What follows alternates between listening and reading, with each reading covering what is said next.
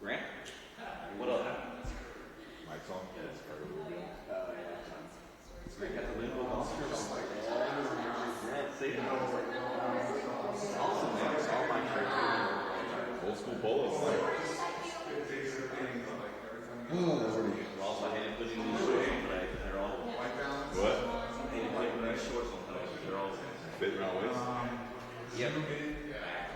Gotta go chest up. I honestly thought about rolling this waist down like a women's basketball player. Have to get a shorter. Yeah. Like I gave that serious thought. Wherever we go from. Really? Who? Oh, you're out there? Which would have been dressing just for you. What is that?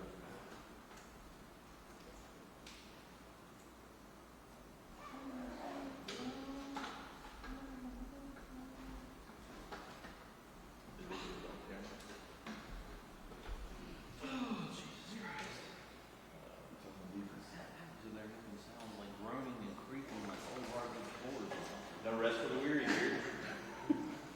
What'd you do, Beard? Take Saturday off? I had quality time in Greenville. I'm telling you. The other crazy game. So ECU should have won that game, right? Yeah, missed the PAT with 3 minutes left to tie it, and then the winner. Field goal. Yeah. Save it. Yeah. Mike Houston, my guy. Improbable when we were in the press box. I mean, the 2 goal line stands too. Yeah. It's a stand. State had 6 plays at the goal line. They didn't score on any of them, and one of them was a fumble. So it was, yeah. What the hell? Yeah. They didn't look happy walking out, except that they won. Yeah. No, he can run over. What's that? I screwed you all up because I was happy. I'm not supposed to be happy. I'm supposed to be miserable all the time. That's fair. Mike's working. While he was just checking.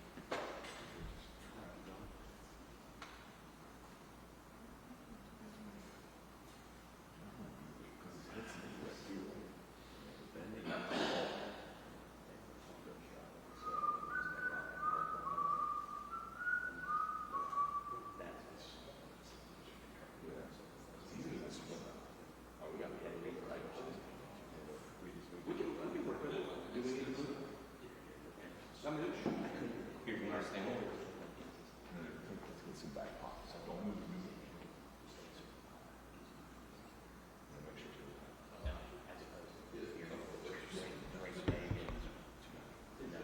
it's easy to hold the shot.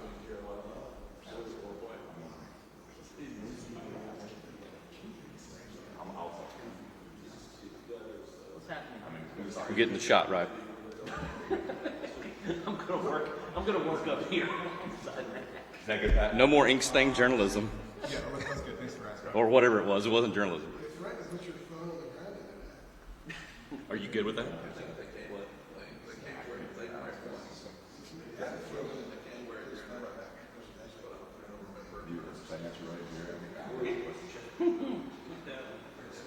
I deserve that one.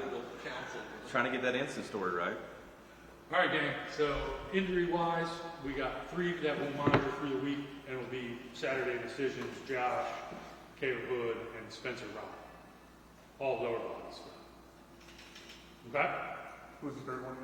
Spencer Robb, Caleb Wood. Caleb Hood, Josh.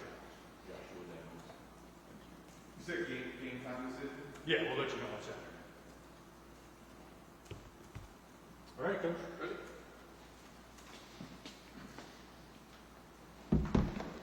Good morning, everyone. The reason Jeremy says game time decision is because number one, you have to watch them during the week, and the doctors will evaluate them during the week, and number two, how much do they practice? Sometimes they may be well by game time, but if they haven't practiced any, you're not going to allow them to play. So that's why those terms are used, and also for HIPAA, that's why we use upper body or lower body. I actually had a player one time that I said he had a concussion, and the parents threatened to sue us because they thought it would hurt his NFL opportunities. So you have to be careful nowadays, as you all realize, in what you say and how you say it, and making sure that we protect the student athletes. Really happy about the win. Disappointed that we had a 20-point lead and blew it. But when you can win a game like that, where you make so many mistakes in the fourth quarter, it is easier to teach. You can be much harder on your team when you win than you can when you lose, because you lose, they're all down. And defense knows we've got a lot of things we've got to fix. Special teams knows we've got a lot of things to fix, but they're expecting that, and we can be hard on them now, and they will respond. Offensively, we've got to make sure that we keep growing, because there's a tendency when you're doing so well that you lose some concentration and get complacent, and we can't do that offensively. We've got to continue to push the guys. So really, really happy with the 63 points.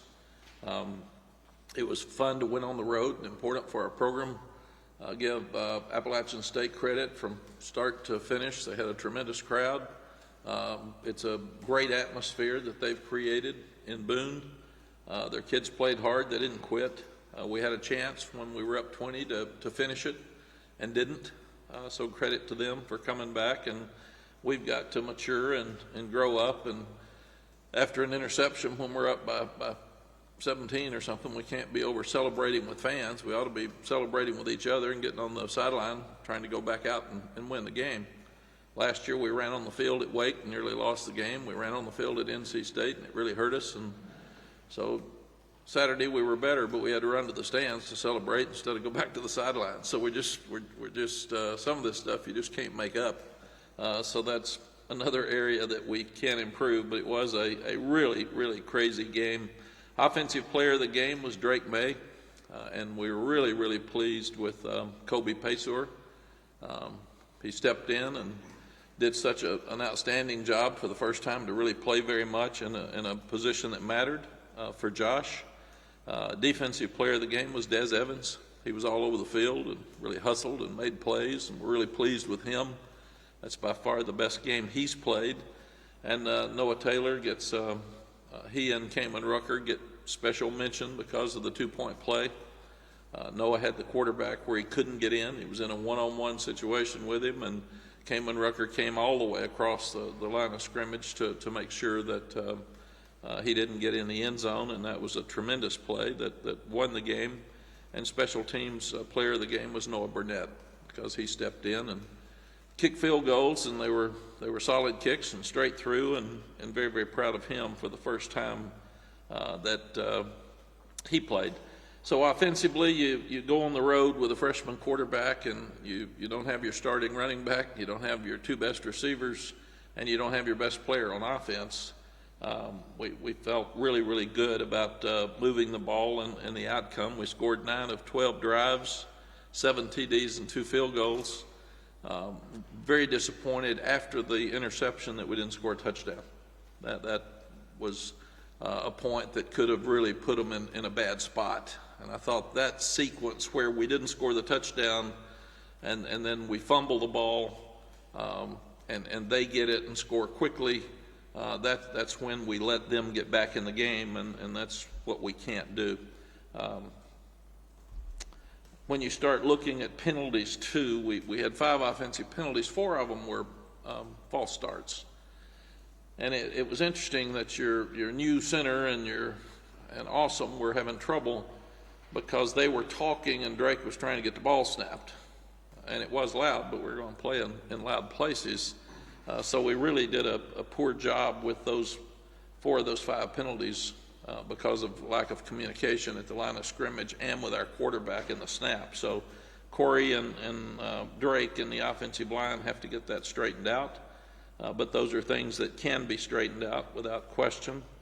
And then we were down 21-7 and rattled off 28 straight points unanswered. So I was really, really proud that the team came back and defense played really, really well from the second and third quarters. Didn't start well and didn't finish well, for sure. Also, we've challenged our team to finish the half well. We had scored 14 points the last 5 minutes of the half going in. An outstanding 1-minute offense, our 1-minute offense, our our use of timeouts is so much better than we've had since we've been here. And we've challenged our offense about touchdowns in the red zone, and they're 8 for 8. Though we don't count the one against Florida A&M where we had a lot of the backups in. So offensively, we feel really, really good about where we're headed and what we're doing. We've just got to continue to do it. Defensively, we were inconsistent. Got to get a lot of things fixed. Give Kevin Barbay credit. They've got a brand new offensive coordinator. It's a second opening game for us, and he put some new wrinkles in that they haven't been doing. And we were concerned about that some, but he really did a good job of getting us on our heels early in the game and getting them with some confidence. And then we settled it down, and we played really well most of the second quarter and the third quarter, and then the fourth quarter we relaxed, got tired, mostly missed tackles and too many penalties. We had penalties just keep extending drive after drive after drive, maybe 4, where we would have been off the field and the game would have been what we wanted it to be, and instead of the track meet that ended up. So we've just got to finish. We've got to do a better job of that. We've worked so much more on red zone and situations, both sides, and 2-point plays, both sides, onside kick, both sides than ever, because we felt like those are things we didn't do well last year. I'm not sure last year's team could have won this game because the guys had to step up and make plays on 2-point plays. We scored a 2-point play. We defended 2 2-point plays, and we got 2 onside kicks. So we're getting a lot of situations that most people don't get for a year, and we're getting them in the first 2 weeks, and we've improved a lot in that area. But 7 penalties on defense is just ridiculous. That's too many. We've turned some of them in. It's hard to sit here and talk to you all about penalties when they won't let us. But 4 of them extended drives. So obviously it really, really hurt us, and it's something that we've got to do a better job. I've got total confidence in Gene Chizik. He's a tremendous coach and coordinator, and he's obviously not pleased, as our defensive coaches aren't, with what happened in the fourth quarter, and we've got to get it fixed. Special teams, you watched the special teams game with Florida State and LSU last night. Special teams were the difference in the game, completely. So we've still got to improve. We did an outstanding job the first week. Appalachian State's better on special teams than Florida A&M, so we had some things show up. We have a freshman come off the bench and taunt a guy after the onside kick, which is ridiculous. It's the only play he had all day, and he wasn't in the game, so we've gotten that straightened out, but I'm really disappointed in the way he acted and the way he responded. And again, we got to grow up. Got to be more mature than that. And he was taunting a guy who's laying on the ground. I mean, it's just ridiculous. It's not classy. It's not who we are and not who we want to be. And then we kept keeping App State alive. It means we got a penalty on the kickoff, and game should be over, and we kick off and then didn't cover the kickoff well, let them return it to the 45 and have 2 shots in the end zone. We recovered both onside kicks and did a really good job with it. We should have gone down after the first one. The game's over, so we just couldn't help ourselves. We just kept trying to give it away and give it away and give it away. So, but proud that we won, and never seen a game with as many teachable moments. So we will be better in a lot of areas next week, and still 2-0. Georgia State, they beat Tennessee in 2019, 38-30. Auburn, they had on the ropes till the last drive of the game last year. And then South Carolina, they have a 14-12 lead in the third quarter the other night. So we are the only Power 5 team to ever play at Georgia State. So we're the biggest game in the history of Appalachian State last week, and we're the biggest game in the history of Georgia State this week. So we are getting a test. Sean Clark has done an outstanding job at Appalachian State, and Sean Elliott is a disciple of Coach Moore in Appalachian State as well. He was the interim head coach at South Carolina and did a good job there after Coach Spurrier quit. And he's done an amazing job at Georgia State. And we'll see a very, very similar team this weekend. So we've got our hands full, and we understand we've got to get better. We've got to play to the standard that we are doing sometimes. We're just a very inconsistent football team, and we've got to pick up, and especially we've got to continue to grow offensively, but we've got to be better in special teams and defense to have the season that we want. Jeremy, did I miss anything? Okay, questions? Is that an experience you mentioned due to how young the team is, or is there another reason? You know, yes, and it sounds like an excuse because they're all players, they're all out there, so they need to make plays.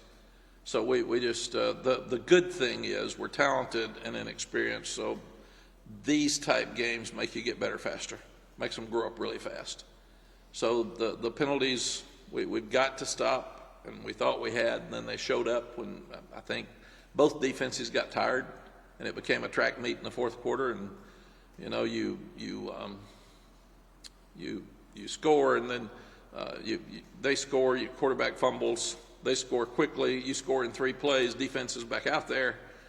So we probably should have substituted more, especially in the back end with some guys, but there are no excuses. You got to play better. I love this team. They try so hard, and I love the fact that as bad as it was, they found a way to win, and that's what this is all about. Half the teams lost Saturday, and here we are with we could have very well lost that game, and that'd been devastating for everybody to have a 20-point lead and lose, but they found a way to come back and win it in the end, and could not have messed it up more. I mean, we messed up everything you could possibly mess up and still won, and so there are some positives. Have you ever given up 40 points as a coach in a single quarter before in your coaching career? I don't think so. Never thought about it, so.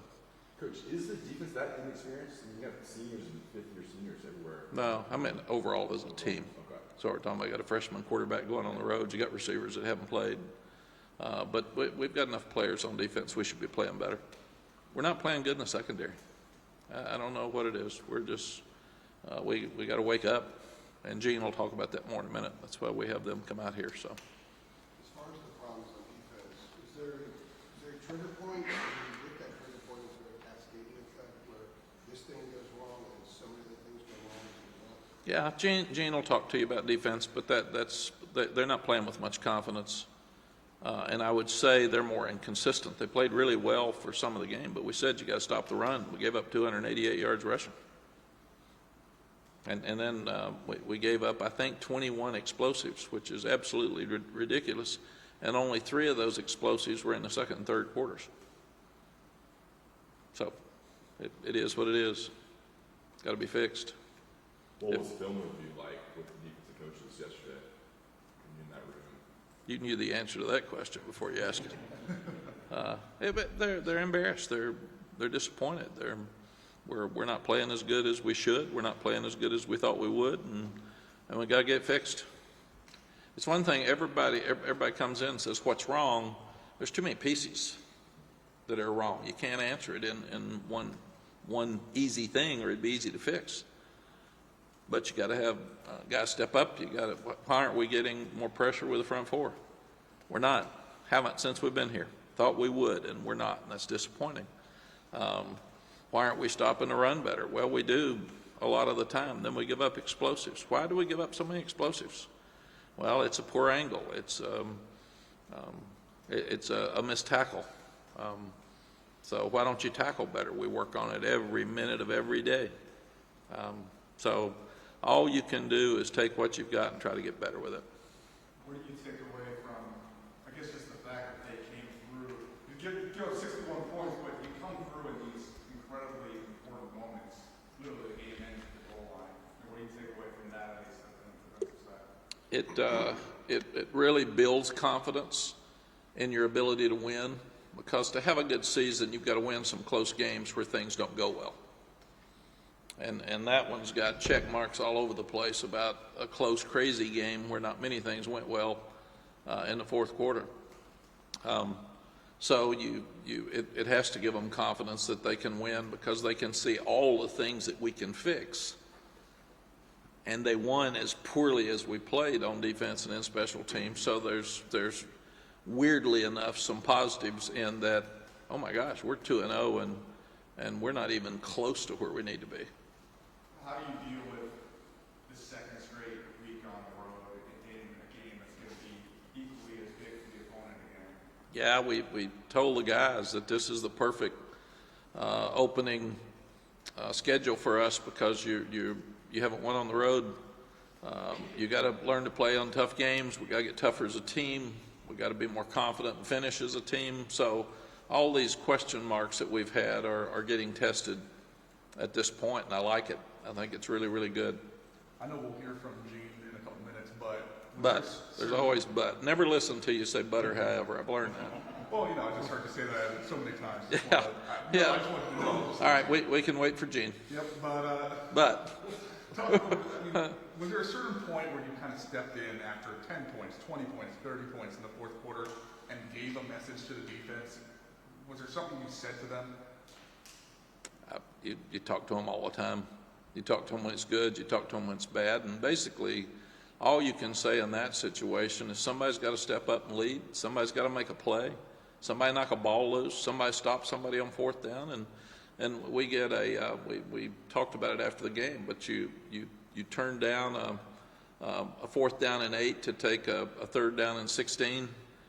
They ends up being a 4th and 12, and we've got a questionable situation where Cam Kelly comes and slides and really hits our guy, didn't hit their guy. And there's a flag that gives them a first down, and it should have been a 4th and 12. There's another situation where the game's over. It's over about 5 times, and then they called holding on Legend Gavasas. Game's over. They don't even get the ball off. We hit the quarterback. So we can't have that stuff. There's a 3rd down and 10 where 3rd and 8 maybe Tony Grimes is right on there. That looks like the ball may be tipped. So we didn't get a break in any of those things, and that extended a drive. So there would have been a lot of those drives that had been stopped if those 7 penalties hadn't occurred, and that would make this conversation a lot different. So that's one of the biggest things we got to do. We've got to tackle better. We've got to cover better. We got to get more pressure on the quarterback, and we can't have penalties to extend plays. Coach, Tom Shanahan from the News Observer. If I could change gears a little bit, I want to put together a story about the challenge of keeping recruits at home, which I imagine is harder than ever because recruiting is so national. And you've been on both sides of it for your 2 times in North Carolina plus in Texas. Just what are the challenges and what are the messages you give local kids? Well, all of us in this state want our players to stay at home. For all the schools, we've got great football in this state, and they have lots of opportunities, and that gives the high school coaches a chance to see them play, their friends a chance to see them play, and their parents.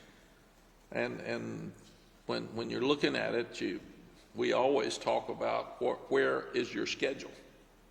Your parents raised you, they got you to this point, so what is the best opportunity for them to see you play? And we want all the kids in the state of North Carolina to stay here. And then when you do that, you're telling out-of-state kids you'd want them to come, but obviously they're going to look at their home states first because their home schools first because they're closer. But our success here at App State, at Tulane, and at Texas has all been within a footprint. And our footprint has been from D.C. to Atlanta. And with COVID, that got tougher. We were really lucky the first year because we were a year and a half ahead. So even though a lot of the kids couldn't go visit other places, they'd already been here to visit. So it's absolutely saved us because nobody could visit for that year. Everybody forgets that, but that was a critical year. Then the second year, it was tougher because some teams played in the spring and some kids didn't play. You weren't able to have kids at your camp. You weren't able to get out and see teams play. So there's that year after COVID was much more difficult than the COVID year for guys like us because we didn't get to see them. And I'm sure we missed on some kids. And then the other thing was that the NCAA gave all the kids a COVID year an extra year. So that still builds up your roster because a lot of these teams we're playing have got 6-year guys now, and we've got a few, but 5- and 6-year guys, and that hurts high school recruiting because you don't have enough numbers to continue to get them. then the transfer portal hurts high school recruits, because a lot of the people are taking transfers instead of high school kids as many. So this is a very different time in recruiting and roster management than ever before, with transfer portal and with COVID and the COVID year. It's still hard to tell when you're looking at it. You have to say, now, has he got a COVID year and a redshirt year, or did he redshirt, or did he play, or did he get hurt? Can he appeal? So there's just a lot of things going on with roster management that are different than ever.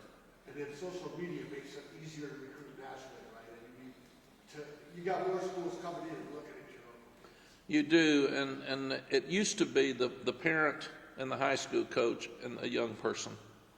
And now there's a lot of people involved in recruiting, and I do think social media is a huge part of that you can get to kids without, and some people are breaking the rules. You're not supposed to see 24s. You're not supposed to text them. You're not supposed to talk to them unless they call you for the 24 class until September 1st.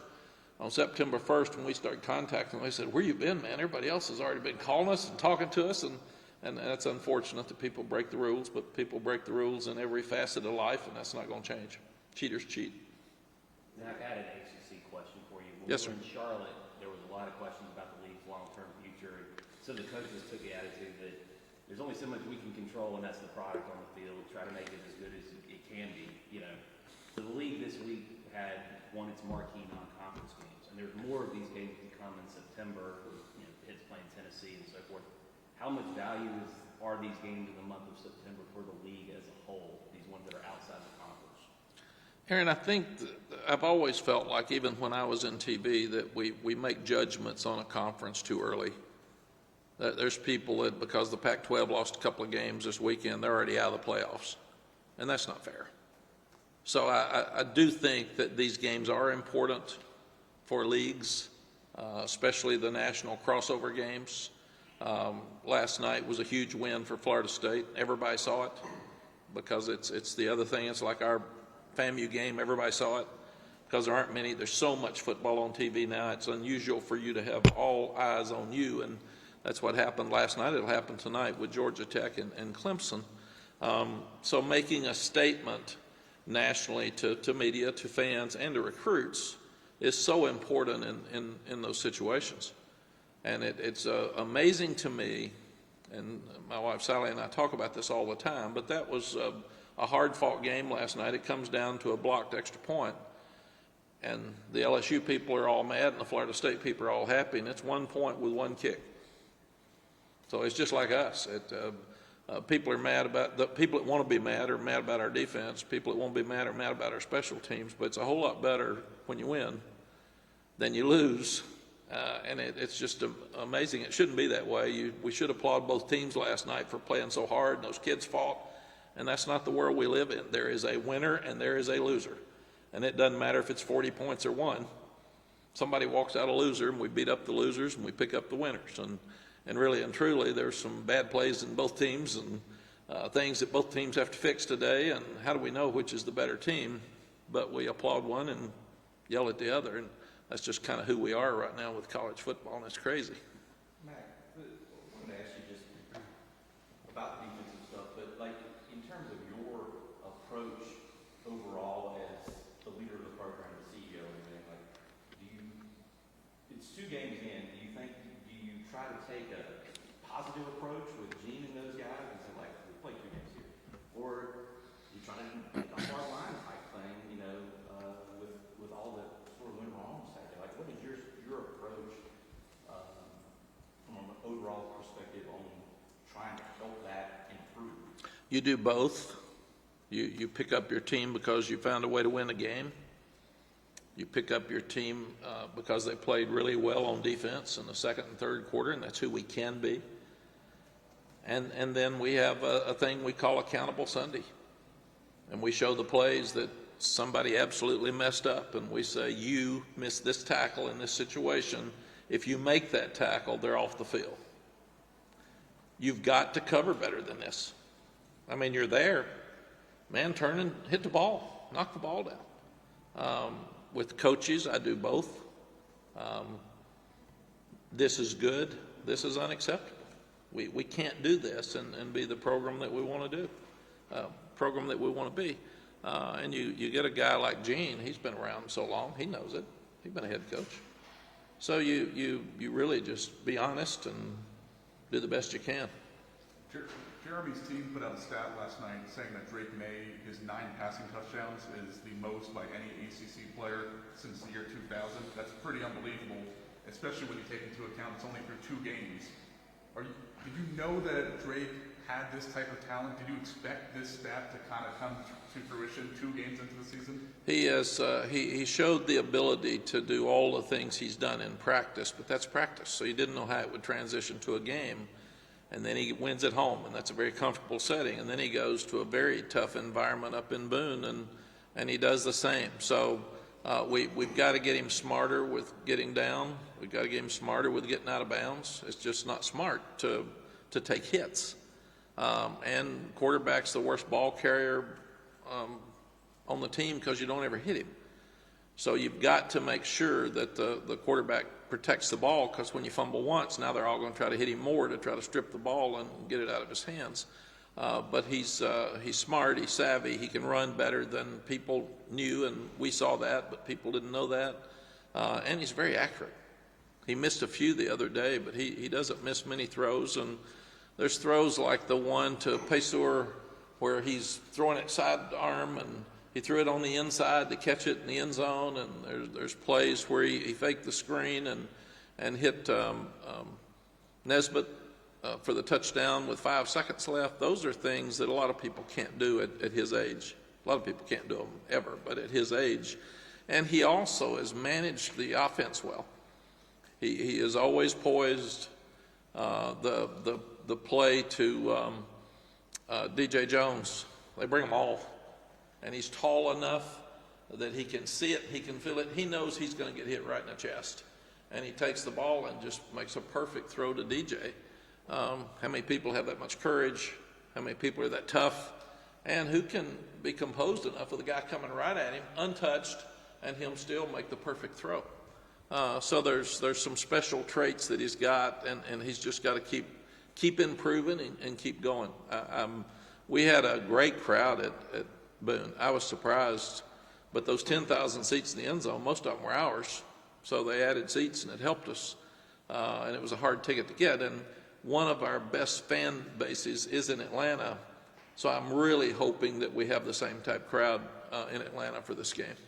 Coach, how did this game come about? I know it wasn't when you were here, but anything discussions with Bubba about how it came about playing there? It's really not, Ross. Some people had said that Coach Fedora wanted more of a presence in Atlanta because we recruit Atlanta so much. Some people are going 2-for-1s now instead of paying big guarantees. I saw where Alabama paid, I think, $1.9 million to get Utah State to come in so they can have 8 home games or 7 home games. And so some people are doing both, but I'm not sure. You'd have to ask Bubba. Is this a 2-for-1? Yes. Okay. I think, do they come back here at some point? I thought this one and the App State game was a 2-for-1, I think, but we'd have to check with Rick. He would know. I know Appalachian State is because we play them here next year. I'm not sure about the Georgia State in the future. I know it's not in the next year or two. It could be extended out there somewhere, but. When you talk about the team needing to mature, is that something that you can facilitate, or do they have to have experiences like Saturday to bring it all out? Yeah, I think, CL, it has to be like Saturday. That's why I call it teachable moments. You can't make that stuff up. I mean, I'm sitting there seeing them. I've told them, don't run on the field anymore. I mean, come on, man. Act like you've been there before. And then I look over after Sid Gray's interception, the whole defense is over there celebrating with the fans. And I'm saying, really? Come on, man. Let's grow up. When does this happen? We're in our 4th year. So come on, act like you're excited to get the interception, but come over and get ready to stop them again. Celebrate when the game's over. And the little freshman, he came up to me last night and said, I am so sorry. And I said, where did that come from? I mean, you have never even said, you don't even talk. And here you are yelling at somebody out on the field. I'm looking around and saying, where'd he come from? He'd been sitting back there on the bench by himself the whole game. He decided to go out and taunt a guy. So, I mean, it's crazy stuff. And these are smart kids, and they're good kids. So but that's the only way we can do is take the moments like we had and show it to them. Take last night. If you think LSU had 2 field goals blocked, they missed a field goal, or they had 2 field goals and an extra point blocked. They had 2 muffed fumbles on a punt and lost both of them, and then had a taunting penalty, unsportsmanlike conduct on a kickoff return. You can't figure all that stuff's going to happen in practice. So when it happens in a game, you just say, really? I'm sure Brian's sitting there this morning saying, okay, what did we miss going into the game? So, and I think it's one of the reasons that college football is so popular. You got kids playing, and they're not perfect. And there will never be a Sunday that we won't walk in here, or a Monday that we won't walk in here and you all got something that you're mad about, or something that needs to be fixed. And that's the great and bad thing about college football. It is a bunch of kids running around playing hard on national TV with a lot of pressure against each other, and some respond well and some don't. And the ones that respond the best over time win. And we just got to keep working until ours get better. You mentioned Saturday at the game, the Baylor game, the Texas at 58-54. What did that Texas defense do after that? And if it played well, do you draw on something like that and show these kids, here's what firsthand experience I have, and maybe use that as a way to infuse a little bit of confidence? Yeah, I think number one game doesn't carry over to the other anymore. I used to think it did. You can play awful one week and play great the next. We could very well go to Georgia State and not score any points and play great defense. And everybody then will say, what's happened to the offense?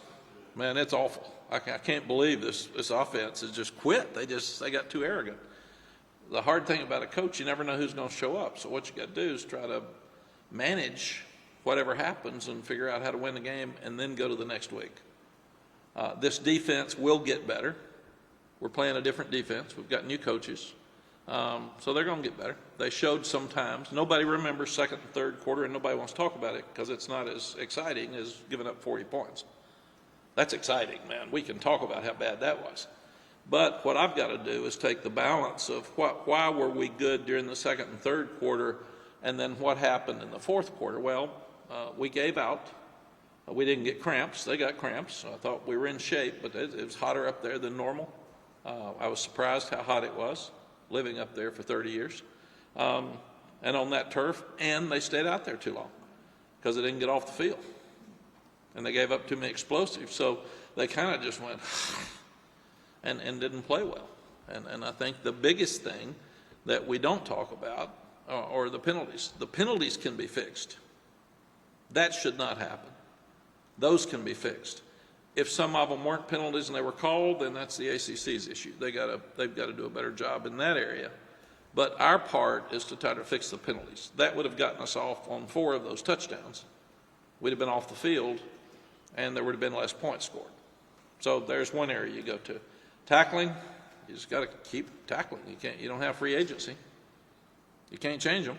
We work on tackling every day. I've never seen a team work harder on it, and we missed more tackles, probably because we got tired in the fourth quarter, than I've seen in a long time, which gave explosive plays. We got to play the ball better in the secondary. Cam Kelly really stepped up. He had his best game. He was all over the field. He missed 1 tackle that was huge, but the rest of it, he played really well.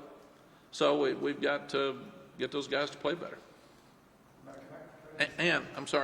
And they will play better because they're disappointed, and there's so much emphasis on what they messed up. And nobody will give them credit for second and third quarter, so we will. We'll show them what you did that worked, and then where did this guy come from? How can we have this where you played really well, and then you go from there to nothing? I mean, how can you do that? And they're not stupid kids, and they've got a tremendous amount of pride. And usually the best thing that can happen after you do something poorly is everybody criticizes them so much, and especially now with social media, that they'll be motivated. Yes? Sorry, we're on a good roll there. Sorry, before I cut you off, I just wanted to ask, what was like that Sam Howell there for that game, helping out Drake, keeping Yeah, it was so cool for Sam to honor Drake, the offense, and all of us to come back because he's really busy getting ready to start the season, and his parents went to App State, and that's a place that he's loved for years, and he lost to him as a quarterback his freshman year by 3 points 3 years ago. So I was surprised when he said he was coming. He texted me and said, "I'm going to see you in Boone," and I thought it was really, really good, and I thought it was fitting that Drake ran one of the touchdowns in, and I think he hugged or chest bumped Sam when he got to the end zone. So that was a cool moment. Coach, Go ahead. Hey, thank you. I wanted to ask, obviously this is a different Georgia State team from last year, but how are you taking into account last year's game to inform your strategy heading into Atlanta this weekend? I think last year's game has to be thrown out because we were mad after Virginia Tech, and we came out and played great on offense and okay on defense, and they faked a punt from like the 10-yard line and didn't make it, and it gave us some easy points. So we can't count last year's game as this at all because we're totally a different team. Mack, by the way, it was 4 straight stops for your defense if you need that stat to roll out there. Thank you. Well, I haven't been asked about the 4 straight stops, so thank you. just keep reading. Thank you. Okay, so you didn't have Josh that night. Were you at all interested to see? I mean, you're trying to win the game, obviously, but were you at all interested to see just what your offense's reaction would be like not to have your best player? Who might step up in more of a leadership role in addition to a playmaking role? Like, was that something you were looking for just as a coach? Like, let's see how these guys, all these young guys react. Yes, we've talked a lot about next man up. We've talked a lot about everybody has got to practice to a standard because your time's coming. We've told Jacoby you're one play away. So it sounds like a cliche, but it's really real. And when we lost Antoine Green, that's devastating for him. He's been hurt, and then he's missed half his season. When we lost British, it was awful for the team. They love British Brooks, probably more than anybody on the team, and he's probably the best leader.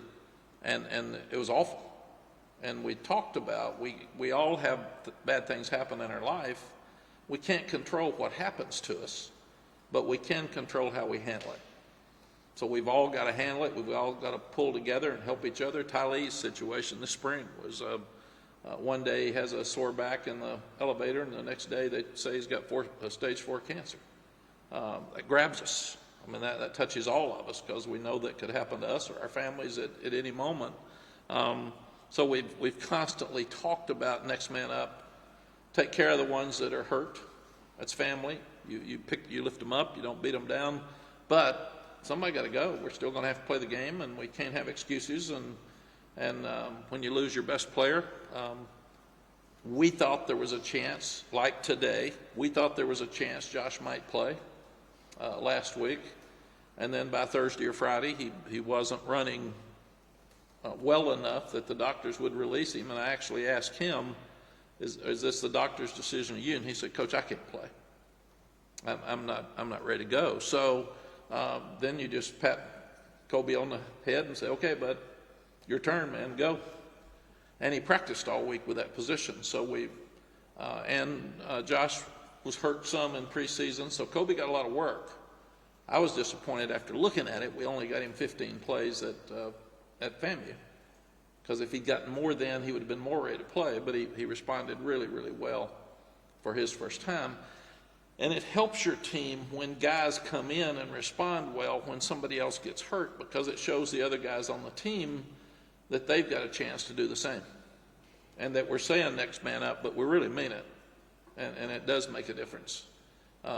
Because I've said it a lot, but you got 120 players on the team, and 11 get to play at a time. So there's a lot of depression, there's a lot of morale issues, and it's hard when you're in a fight.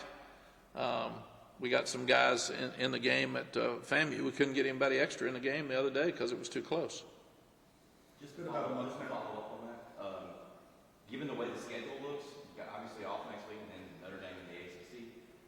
Is there any inclination just to say, "Look, Josh, shut it down this week, or next week, like just shut him down and say, rest"?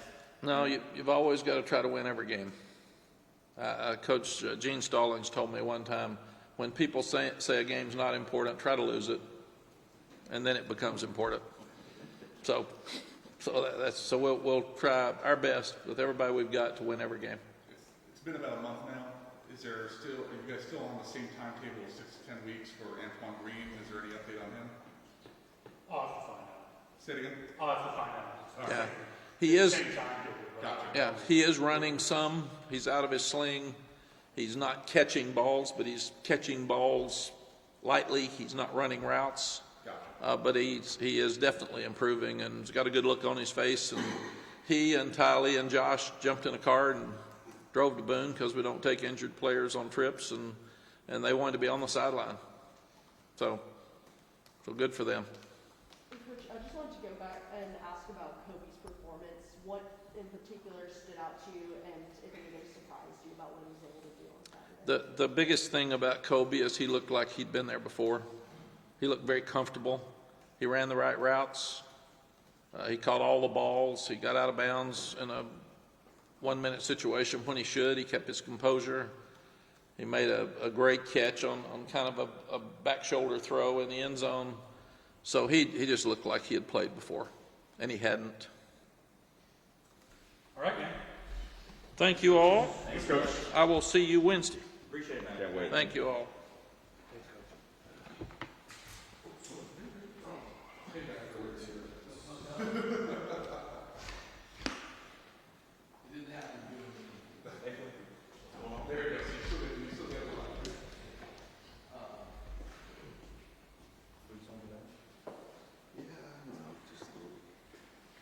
Different. Big Monday.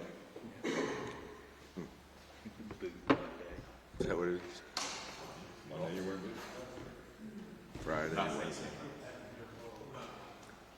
It's a good look. I don't know if it's still morning. It is. Good morning. How are we doing this morning? What do you think Drake did really well against, obviously, a lot of things, but really what stood out to you about his performance at App State? Really the best thing about Drake May and the App State game, really, and I said this the week before too, but it got better, was the decision making. You know, he was really, he graded out very high with regards to decision making on plays where he had different weapons to go to, different choices, different progressions in the passing game. Pulled the ball when he needed to pull it, gave it when he needed to give it. He was really good on protection. So for a guy that's only been starting for 2 weeks, it tells me he's preparing the right way, and we're definitely practicing the right way. And so, you know, Coach says all the time that transitions on game day, and it did. It translates on game day, and it did. So that was a big reason why we were able to maintain some consistency, and we had some continuity. And I think obviously he couldn't do the things that he did without the people around him, but it all starts with his decision making. Are you at all surprised at how good he is so soon with live bullets at him after 2 games? You know, you're always hopeful. I think I'm not surprised because the guys that we have here, you know, we had Sam before, and we've got Drake and Jacoby and Connor and a number of good quarterbacks here, and they're all athletically, they're capable of doing all of the things that we need them to do. That's why we recruit them, because they have all the physical tools to make all the throws and run the ball and do all the things that we want them to do. It's whether or not, you know, they can learn the game at the speed of the game at this level, and then can it translate when they get out on the field. So the part of it that I never know is how is it going to translate on game day when the bullets are flying for real. The closest thing that we have are our scrimmages and spring ball and some really competitive areas of practice where we're putting them in some adverse situations to see how they play under pressure and how well they make decisions or don't make decisions. And so right now, the three guys that are, you know, 1, 2, and 3 here are making really good decisions. And I think it helped Ross to have the competition between these two guys, because they had to be sharp on all fronts, you know, to compete for the job to begin with. And so we got really good high execution from both of them. And I think Drake is benefiting from that, and so is the team right now. Are there a couple of throws that he's made the last 2 games that you see in person, you go back and watch him playing like, wow, that's different level stuff? Well, you get some of those throws in game time because of the adrenaline. I mean, he ripped a throw on a vertical to Bryson Nesbitt in the end zone to finish the 2-minute drive at the end of the first half. That was an impressive throw. You know, some of his ball placement stuff's been really good. So there's a couple of deep balls that we had that I think if you're not working on and schooled on how to throw the deep ball stuff, you know, you just hang that ball up and you let the receiver go run for it. But we had 2 throws, particularly one on the left and one on the right. The first one was the opener to J.J. Jones, that it needs to be a 2-ball or a high laser shot, and it's got to be inside, and we'd like it to be a little bit higher. And he put both of them where they needed to be, and both of them were completes, and I think a lot of that had to do with ball placement. You know, the receiver gets open, but then we've got to throw him open. And he did that on numerous throws. You know, he also he missed a few. We caught some low ones. He had a wide open running back in the flat, and we threw it low, and it created us, you know, we stumbled, and I think we got 1 yard. And there was a speed out with Kobe that was underthrown a little bit, and he made a great catch. We threw a comeback on the sideline that was a little low. JJ went down for it, made a great catch. That's just a give and take between those 2 positions. You know, you'd like them all to be perfect. But the deep balls and some of the more precise throws really have to be good for us to have an opportunity to compete for them, and they were. And so, you know, there wasn't much that there aren't many plays we'd like to have back with him on Saturday. There are a few, but there were fewer than the week before, and that's kind of the direction we'd like to be heading with him. How pleased have you been overall with that 2-minute drill, even the family game at the end of that first half? Oh, you get what you emphasize, you know, and I would credit Coach Brown with pushing us, me as a caller, you know, as a play caller on a 2-minute scenario, and our offensive staff, and then the offense in general. We have run that drill every day since we started the regular season, and we did it an awful lot in summer camp. And the drill is good for us, and I think we take naturally to the drill because we're up tempo to begin with. So it's not the tempo that we're getting used to. It's all the logistical things. It's all the strategic things that you do in that 1 minute or 2 minute scenario that is not the same as, you know, a regular part of the game. So it paid dividends on Saturday, and I'm sure we'll keep doing it, and it'll hopefully keep paying dividends. But it was, you know, it was a huge touchdown at the end of that drive to take the lead going into the half. How is it seems like you've got a lot more options, I guess, in balance, the way this offense is composed this year compared to last year. Do you agree with that, and how does that allow you to call plays differently? Well, you know, more athletes makes you a better coach. I mean, that's just how it is. So we had seven different players, I think, score touchdowns in the game. I think we had 7 or 8 different people catch the football. I think we ran 4 running backs, if I remember correctly. We used all 3 of our tight ends. You know, Drake sprayed the ball around, and it just forces you from a personnel standpoint to have to defend everybody, you know, which makes it more difficult. And then schematically, we're trying to stretch the field pre-snap horizontally from sideline to sideline, and we're going to stretch it vertically post-snap regardless of what we're running. So if we can make them defend all of the players and we can make them defend all of the field, it gives us the best opportunity to, you know, create some space and hopefully a big play. Bill, in light of that, what was your takeaway not having Josh in the way the other receivers sort of in line with that play without the guy that everyone looks to? Well, I mean, anytime you play without Josh Downs, it's not a good thing, right? Because he's such a playmaker. And then even when the ball is not being targeted or focused on towards Josh, he's usually attracting some sort of second defender, right? Whether it's truly not double coverage, whatever. But there's a second guy that knows that he's in the area and they're going to help with some zone support or something. And so what that does is it creates one-on-ones everywhere else. And now probably what we have going on now is we have some players that are proving that they can win in some one-on-one scenarios. And that bodes well for us. That's what you need. You know, I think that's we lacked that at one wide receiver position last year. You know, we're struggling to find another guy that they didn't feel like they could eliminate with just one defender. And that's where we want to go. I think it's hard to cover J.J. Jones in a one-on-one scenario. It's definitely hard to cover Gavo and a Gavin Blackwell in a one-on-one scenario. And then Kobe showed you what he can do from that position that Josh Downs kind of bases out of. So now we know we have more depth. We have more firepower at the receiver position.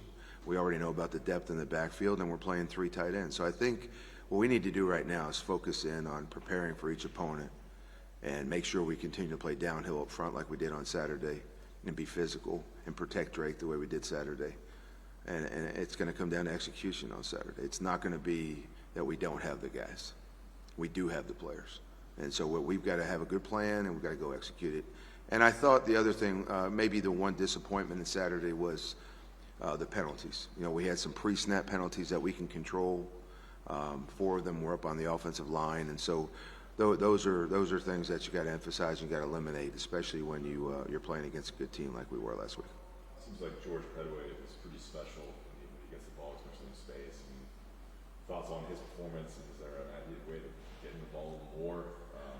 Yeah, it's interesting. We were talking about that today. I mean, George is very explosive. You know, one of the issues, it's a good problem to have, but one of the problems that you have when you do have more players, when you do have more depth, is you've got to be creative and you've got to be, I think,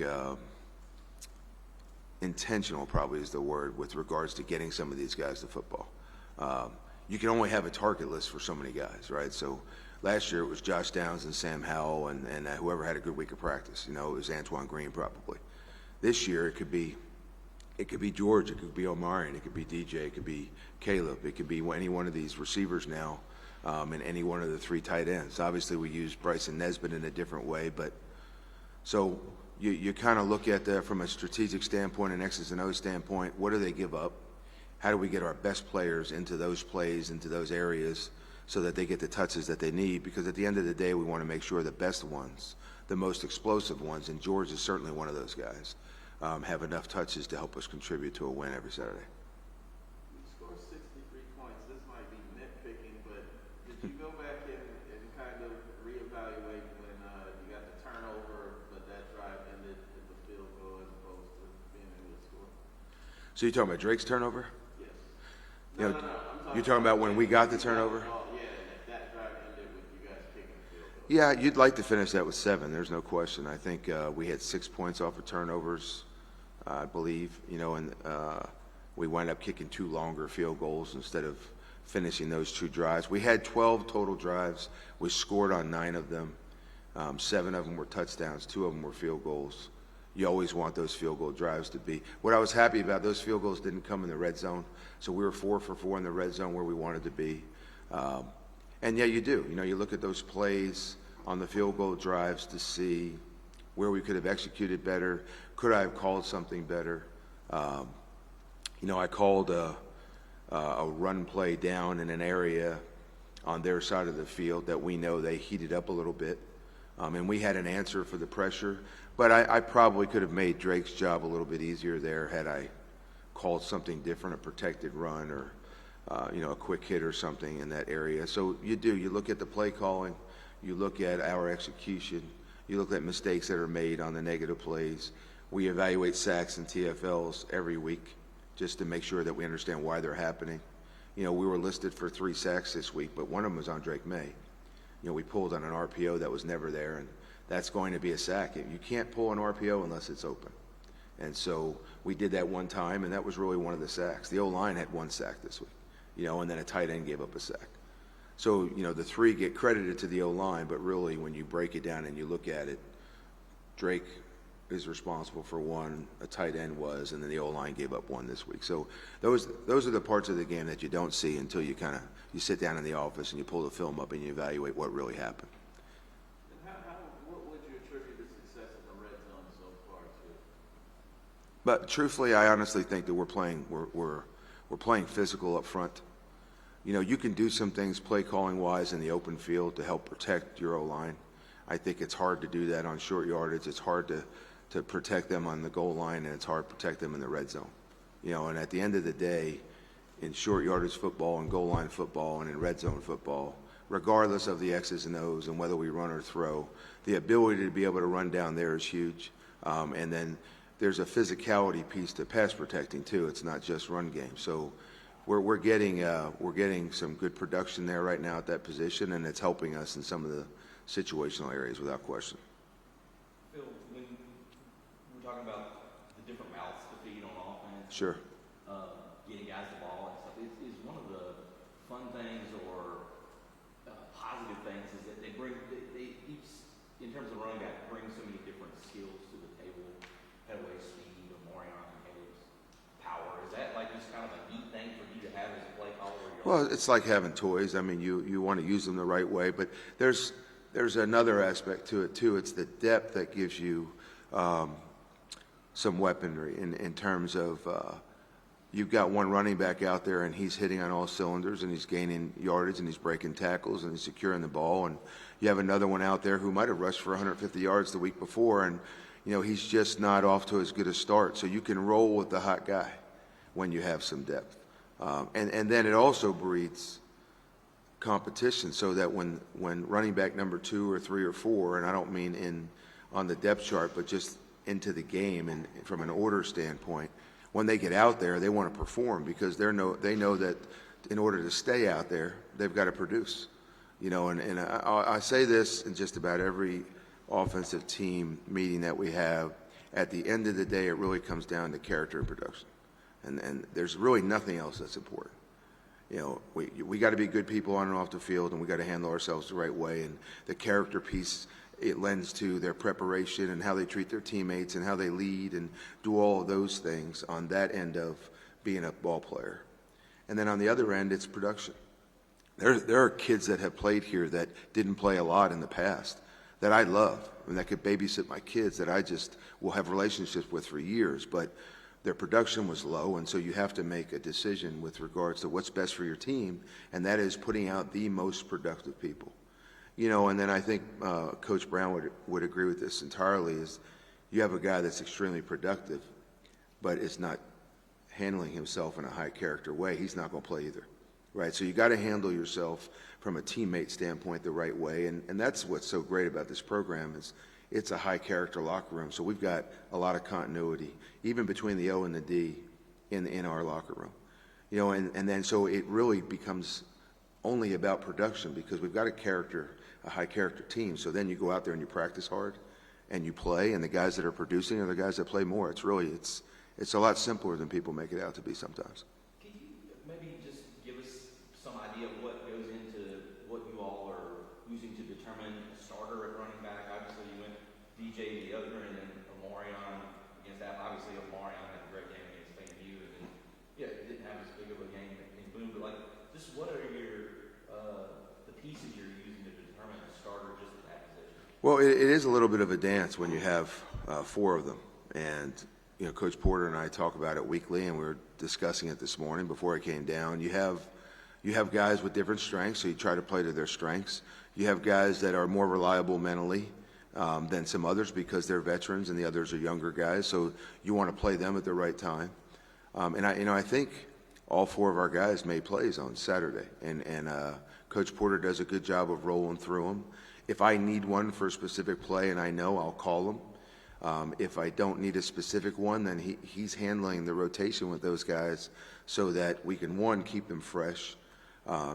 He's going with the hot guy. Caleb had a fumble that went out of bounds last week, but that's concerning, right? So his reps kind of diminished a little bit, and we went with the guys that were securing it. And that's certainly not an attack on Caleb. He had a great game on Saturday. He busted one wide open on a power play that took us down to inside the 5-yard line. So he did a great job Saturday. Those are the variables that kind of dictate. It's the production. It's what is the need and what is their strength, and then who has the hot hand. And I don't know if that makeup or that approach will change here. That's kind of how we handle it at every position. Yeah. Georgia State, like a Power 5 team, without the quarterback that night, what did you see on the field from their defense? Defensively, there's some players there that we are concerned with because of how productive they are. 34 is an outstanding safety. And to look at him, he's not 6'4" and 220 pounds or anything, but so size is not his deal, but he will hit you like he's that size. And he's physical and he can cover ground, and he's really athletic, and he does a good job in the open field. Now 98's a very, very good defensive lineman. I believe it's 54 is a really good defensive lineman in the nose. Number 9 is a player. He's playing that bandit position, which is ironically the same number in the same position that we saw at App State last week. There are some similarities between the App State defense and the Georgia State defense. I think the DC at Georgia State does a few different things out of the same base defense than App does, but there is a lot of overlap this week, which can be a benefit because we're not seeing something that's completely new and drastically different from what we've had in the past. But sometimes I think maybe, hey, we had a lot of success with this last week and it's just going to go that well this week. It's going to be different because the players are different and the strengths are different. So schematically, a lot of overlap from a personnel standpoint. I think very, very different than App State, and those guys particularly that I mentioned are the ones that stand out right now and from a day and a half of watching film. All right, gang. Okay, y'all have a good one. Thanks, Phil. All right, let's go. Thank you, Phil. Good stuff. Appreciate it.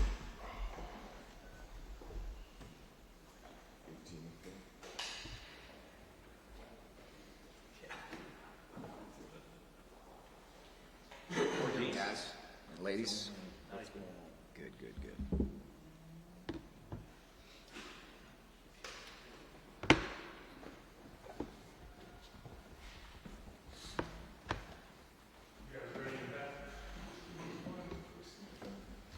Sure, they have no questions, so. That's what they said. They don't know. So where does it begin when you look back at the game? There were some issues in the first quarter, then things were well, then everything got all apart in the fourth. Yeah, it did. Where does it start?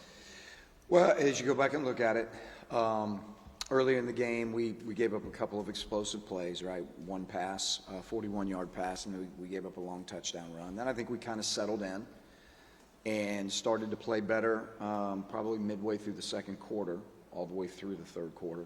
And we settled down. We kind of had an idea of what they were doing. I thought we fit the run well. We weren't giving up any explosive plays. We were getting off the field. And then the fourth quarter, at that point, I think we had given up 21 points. And then the fourth quarter was an implosion, and it was a lot of things. And it was not on a single individual. It wasn't on a single group of players, D-line, linebackers, secondary. It was everybody. And usually when those scenarios happen, it's poor execution. And then, you throw on top of that, we had several opportunities to get off the field, and then we had penalties. And, I think special teams did a good job of giving us long fields where they had to drive the ball. There was times where we were getting ahead of the chains, and then we'd get a penalty. So the fourth quarter was a mixture of a lot of things. Some of it was great execution by them. Some of the throws they made in the fourth quarter were, right where the ball had to be. But we have to be better in the coverage element. And when we have opportunities to get off the field, we got to be able to get off the field. And those penalties, they aided 3 or 4 different drives that ended up turning into points. So there's a lot of good that can come from this. Obviously, it was a performance that we wish in the fourth quarter hadn't happened. But there's a lot of learning. There's a lot of teaching. We have to tackle better on top of that as well. I feel like we missed a lot of tackles we shouldn't have. I think that was evident pretty much through most of the game. But I think we can get better at that. And, overall, just the penalties, the tackling, the misexecution of some coverage elements. All of those things, it was a perfect storm, and it'll be a learning experience for our whole defense. Yeah, there's a lot of times when you start a season, you have an idea of what you're working with, but until they actually play games, you're not entirely sure. Has that been a surprise in terms of what you thought you were working with versus how they're responding on the field? Has there been a huge gap with that part, I guess? Well, let me say this. Through times of chaos, which we've obviously had that, we certainly had it Saturday, the players have responded amazing with just kind of their demeanor on the field, not really panicking when things weren't going well. So in that regard, that's been good. But, everything is a feel thing. Everything, the first couple of games with any new staff, there's a feel thing on, how we're going to call the game. We're learning about our players as we go. Sure, there's always that learning curve, right? So we always want to, we're looking at different people. We're trying to play more people. We feel like that's imperative. that we can play more people. But it's a process where we're learning each other, so there's no question about that. Coach, two questions. The first, have you ever given up 40 points in a single quarter in your coaching career? Never. The second question, from the point of 10 points being scored in the fourth quarter to 20, then to 30, did the message change at all from what you were telling your guys in huddles before play started to try and motivate them differently, to try and get them to do something differently? You know, in those scenarios, you're trying to stay calm and you're trying to, I mean, obviously you're always motivating your guys, right? Those conversations in those scenarios happen on the sideline between series, obviously. And that was kind of back to my other point of that when we have those conversations with those guys, and we've always talked about being able to weather the storm and the chaos, that's when those conversations take place, right? So when they come off the field, it's more of what are they doing? What do we need to do to correct it? What do we need to do to change it? And then also being able to, make sure that their mindset is right. And it was. And again, we have to do a better job coaching. So this is all of us, starting with me, doing a better job coaching. And we know there's issues that we got to fix. That's obvious. But there's definitely a fine line between knowing what you got to fix and panicking. And I'll never be a panicker. There's certainly urgency, and our players know that. We talked about it yesterday. We went through the film together, pointed out all the things that were wrong, and they've been awesome. So they just have to keep working. We have to keep working as coaches to put our guys in a better chance to succeed.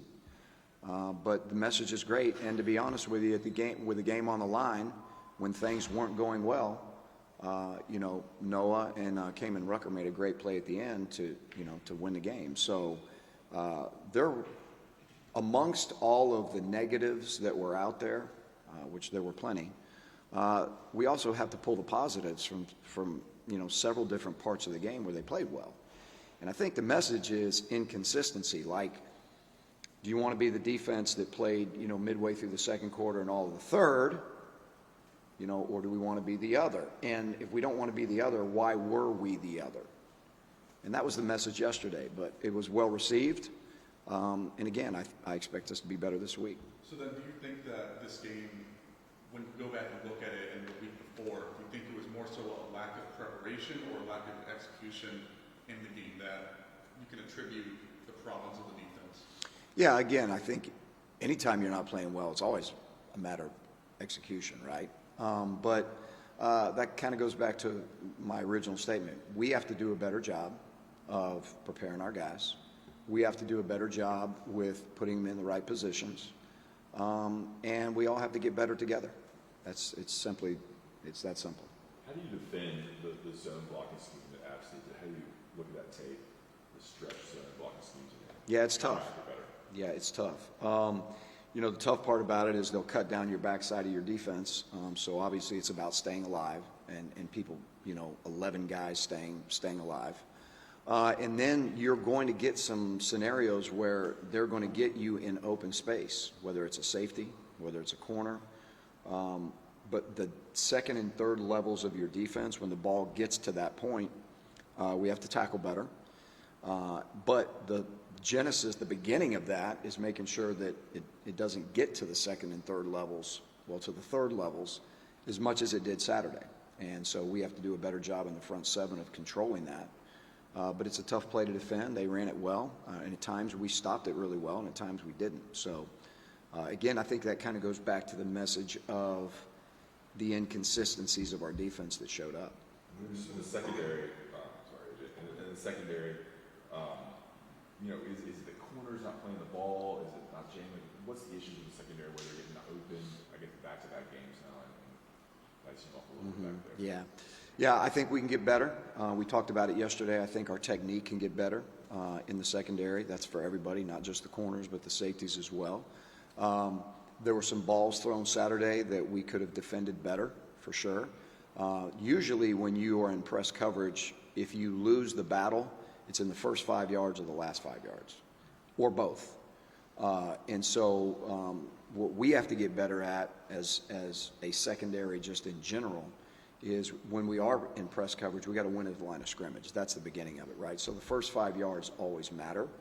And sometimes our technique wasn't as good as it needed to be, so we lost at the line of scrimmage. And then typically when that happens, you're trying to play catch up down the field. And so again, it goes back to getting better at fundamentals, getting better at executing different coverages, and we're all responsible for that. When so many things don't go right, what is one thing that if you get it fixed, it will have a significant effect on the other things not going as poorly as they did? Well, I don't think there's one thing. I think there's a couple things that you have to focus on here, right? Number one is the execution of technique. And that's at every position, right? So we talk about the run game. Sometimes the defensive line gets cut down, or sometimes the linebacker misfits. The ball's running on the secondary. If you're talking about the pass game, sometimes it's lack of pass rush. Sometimes it's a DB losing at the line of scrimmage. And then, so you have to look at missed tackles. And then you have to look at the opportunities, where we, had opportunities to get off the field. And, we've got these penalties, that keep us on the field. And, we tell them, we keep track of these in practice. If you're doing it in practice, it's going to happen in the game. So they just have to understand that, in critical times in games, the execution has to be flawless, or you end up playing hard on 3rd and 4th down, and you're back out there you're out there for another series, simply because, we ended up getting penalties. So, not trying to run around the question, but there's not one thing that needs to happen. There's several things that need to happen that we need to continue to improve on. Is there something that you said to Drake or Phil after the game, kind of saying, hey, thanks for scoring so many points, thanks for giving us so much room to work with? A huge thank you and a huge hug, maybe even a kiss in there somewhere. No, no, the offense has been amazing. They've been amazing, and obviously they're really, really giving us a chance to try to fix some issues, and it's been really fun to watch them. They've done a great job, but yeah, you think there's a couple thank yous after the game? Yeah, for sure. Gene, you've had a lot of experience in your career doing a lot of different things. 7 years ago, you came here and inherited a defense that was the worst in the country, and things went well. Got things going. Is there any parallel here or any experience from that you can recall that can help you in dealing with a group that maybe has some confidence shaking a little bit? Guys, I've done this a long time, so I've been through a lot of scenarios, right? I've been through a lot of firsts. Saturday was probably another first in my career, just kind of the way the fourth quarter went. And, as long as I'm leading this defense, we're going to do it one way. Every day is going to be about consistency. The message is going to be about consistency. The urgency obviously is always ramping up, right? Especially when you're not playing well. But one thing that I won't do is I won't come in after a great win and be one way, and then come in after a disappointing day and be another way. I've been doing it too long. So I know what goes with this. I know what issues are out there. I know what we have to fix. I have a lot of confidence in our guys still being all in without question. I don't think there's any question right now. And particularly when you have, scenarios like this where you can literally show them together as a group, this is what happens, and this is always a game of inches, right? So, if a safety's off just a yard or two, or a linebacker's, over in a gap, a 1.5 feet away, those things matter. And so we'll continue to give them a consistent message. We as coaches, me and everybody on defense, we have to up our game. We know after 2 games, we know our guys, we're learning our guys, we're learning what they can do, what they can adjust to, and that is an adjustment period. But, for me, I've just been through too much, and I hope there's not another first, but if there is, we'll deal with that too. So, but our kids have been phenomenal, and I will say this, when you look at all of this and, you know, you break it down, you always say, okay, how are they going to respond? Yesterday's practice was awesome. The meetings were awesome. We just got to get it fixed. So we're not going to panic, but there is a huge sense of urgency. When you look at practice this week and trying to fix some issues or fix bad habits from players, work on tackling, Yes. or get off blocks, what's the process to do that in season to fix some of the little things that can obviously make a big difference on plays and stuff? Yeah. Number one, it's the standard of how you practice. And that's one of the things that I think that we've really tried to do. I feel like our practices have gone well. And I think that trying to fix issues in practice, you got to give them as much game speed scenarios as you can. We do a lot of in-season, against the offense. And the means behind the madness for that is that we get good on, the best on the best of blocking, of tackling, things of that nature. And we need to do that. So within that structure, within the structure of our individual time and how we're individually coaching our guys and working on the skill sets that we need to develop, we need to do a better job of that. So in season, yeah, it's you got to work on the opponent. Georgia State does a lot of things. They run the ball really, really well. And so we got our hands full there. But in the same sense, we have to get better at the little issues that popped up Saturday. Gene, are you guys still doing any live tackling since the regular season started, or is it all the thud? Yeah, it's all the thud. It's hard to do that during the season. So really that comes down to, working tackling, tackling circuits, tackling, particularly in open space. But, again, then it's also about in practice constricting spaces too, right? So that, there are several times Saturday that, people would look at a missed tackle and say, wow, that guy missed that tackle. But that wasn't the beginning of the problem. The beginning of the problem is you got guys that are running up the field and making these lanes to run in, much greater than they need to be. So it's not always just the product of a guy missing a tackle. A lot of times it's a product of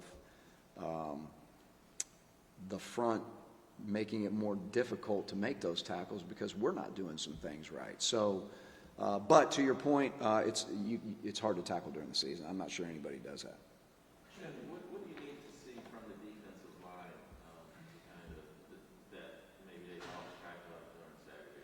Well, I think, playing with great pad level, we've been saying that since day one, right? Staying on their feet, staying alive, holding their gaps, and, even when we have movement up in the front, making sure that we're, if the gap moves, we're redirecting back in the gaps. If you don't do that, then you have two in a gap, and that's where you have a single point failure in the run game if two guys are in the same gap. So, but they just need to continue to, work on pad level, playing physically and striking blocks, and staying in their gaps with movement. Coach, I wanted to ask, what are some of the specific positives that you can take away from the second and third quarter play from Saturday? It was execution. And we were literally able to show them, look, like, here's the call, watch us execute this. Whether it was pass coverage, whether it was pass rush, whether it was the run game. And as you go back and look, which I didn't say, there's many times right now when we got some explosive plays hit on us, and 10 guys are playing it perfect, and one guy's out of position, whether he lost that battle, somewhere in the play, but one guy's out of position. We could play great coverage, and then I got to give them credit. Some of their throws were amazing throws and catches. They did a good job with that. They got the ball out a couple times in 2 seconds, and we were there. We were in coverage, and it was a great throw and a great catch. So some of that happened too. That's not an excuse. That's just facts. So it was a perfect storm, but there was, in the second and the third quarter, like you said, like you asked, when we executed, we were good. When we were focused and locked in, we were good.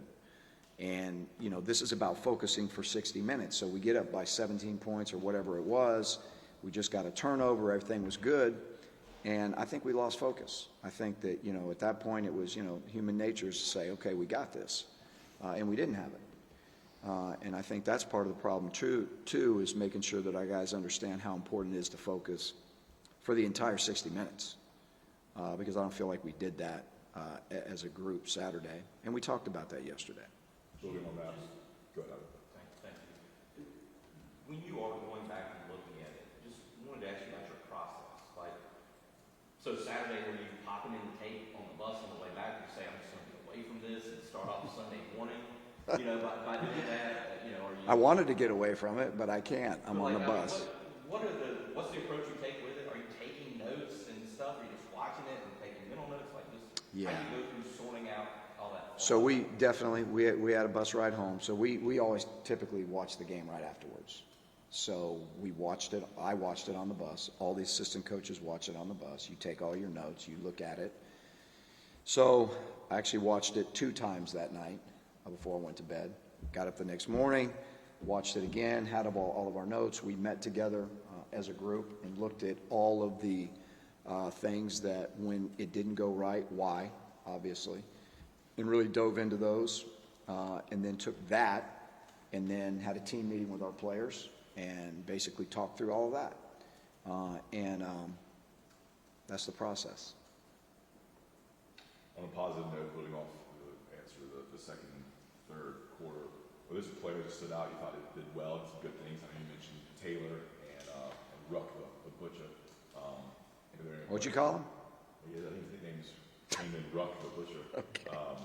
Any other positive? That's good. That's good. I'll call him that. I'll tell you who really, really played hard and well was Dez Evans. I was really proud of Dez. I thought he tried to play violent. He played so hard the entire day. I was really, really proud of his effort. I think Cam Kelly took some steps in the right direction as a player. I think he's getting better.